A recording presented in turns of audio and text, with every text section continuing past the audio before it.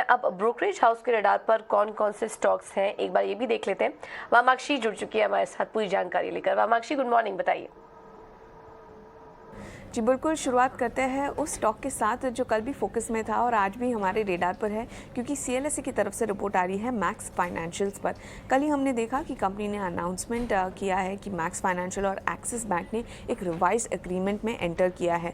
अक्टूबर 2022 में आईआरडीए ने objections raise किए थे बिलो मार्केट प्राइस पर ये जो ऑफर हो रहा है उस पर, और इसी के चलते एक्सिस बैंक अब 7% स्टेक मैक्स लाइफ में क्लोज टू मार्केट प्राइस पर खरीदेंगे। और ये डेवलपमेंट खासकर मैक्स फाइनेंशियल्स के लिए काफ़ी पॉजिटिव है, जिसके चलते सीएलएसए ने खरीदारी की राय को बरकरार रखा है। लक्ष्य दिया है 970 प्रति शेयर का। अब फोकस करते हैं हम पिरामिड फार्मा पर।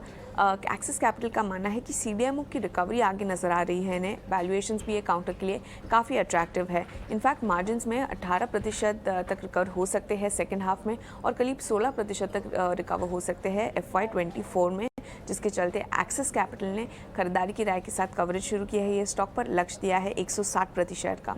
हिंडाल्को भी हमारे रेडार पर है। एंटिक का मानना है कि इंप्रूव रियलाइजेशन और लोअर कॉस्ट के चलते प्रॉफिटेबिलिटी को अच्छा सपोर्ट मिल सकता है। स्पॉट एल्यूमिना प्राइसेस करीब 7% हायर है Q3 के मुकाबले, और नोवेलिस के केपेक्स के बावजूद लेवरेज रेशियो 2.3 टाइम्स के टारगेट लेवल के नीचे रह सकता है, जिसके चलते एंटिक ने हिंडाल्को पर खरीदारी की राय दी है। लक्ष्य दिया है 527 प्रति शेयर का।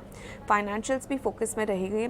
सीए क्रेडिट स्विस का मानना है कि Q3 बैंक्स के लिए खास करके काफ़ी मजबूत क्वार्टर रह सकता है। एनआईएम्स में वो एक्सपेंशन एक्सपेक्ट कर रहे हैं और लोन ग्रोथ भी काफ़ी मजबूत रह सकती है। असेट क्वालिटी ट्रेंड्स हालांकि थोड़े म्यूटेड रह सकते हैं। तो इन सारे फैक्टर्स के बीच में उनकी टॉप पिक्स है bank of Baroda, SBI, ICICI bank और इंडसइंड बैंक। और आखिर में हम फोकस करेंगे PVR पर। गोल्डमैन सैक्स का मानना है कि कंपनी के लिए एक सबड्यूड क्वार्टर रह सकता है, मगर ये अंडरलाइंग वीकनेस का कोई इंडिकेशन नहीं है। रिस्क रिवॉर्ड काफ़ी बेहतर नजर आ रहा है, और फंडामेंटल्स जो खासकर बिजनेस के हैं उसमें कोई बदलाव नहीं है। कंटेंट स्लेट सुधर रहा है, और स्ट्रॉन्ग प्राइसिंग पावर ये कुछ की ट्रिगर्स रह सकते हैं कंपनी के लिए, जिसके चलते गोल्डमैन सैक्स ने PVR पर खरीदारी की राय को बरकरार रखा है। लक्ष्य दिया है 2250 प्रति शेयर का। बिल्कुल।